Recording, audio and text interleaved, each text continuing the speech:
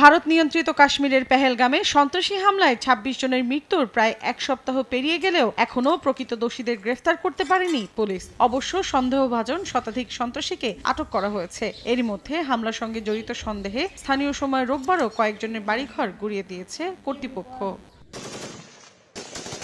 উত্তপ্ত পরিস্থিতিতে অস্ত্রবিরতি লঙ্ঘন করে কাশ্মীরের নিয়ন্ত্রণ রেখা বরাবর ৩ দিন ধরে থেমে থেমে গোলাগুলি চলছে পাকিস্তান ও ভারত সেনাদের মধ্যে। বার্তা সংস্থা রয়টার্স জানায়, আরব সাগরে সফলভাবে জাহাজ বিধ্বংসী ক্ষেপণাস্ত্র উৎক্ষেপণের দাবি করেছে ভারতীয় নৌবাহিনী।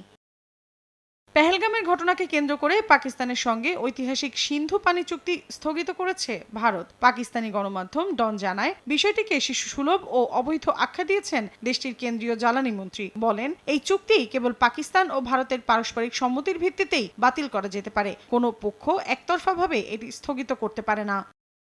অন্যদিকে আগাম সতর্কতা ছাড়াই ভারত ঝিলাম নদীর পানি ছেড়ে দেয়ায় বন্যা দেখা দিয়েছে পাকিস্তানের আজাদ কাশ্মীরে। জরুরি অবস্থা ঘোষণা করা হয়েছে রাজধানী মুজাফফরাবাদে। বিশেষজ্ঞরা বলছেন, ভারতের এই আচরণ পাকিস্তানের জনগণের জীবন ও সম্পদের উপর সরাসরি হুমকি তৈরি করেছে।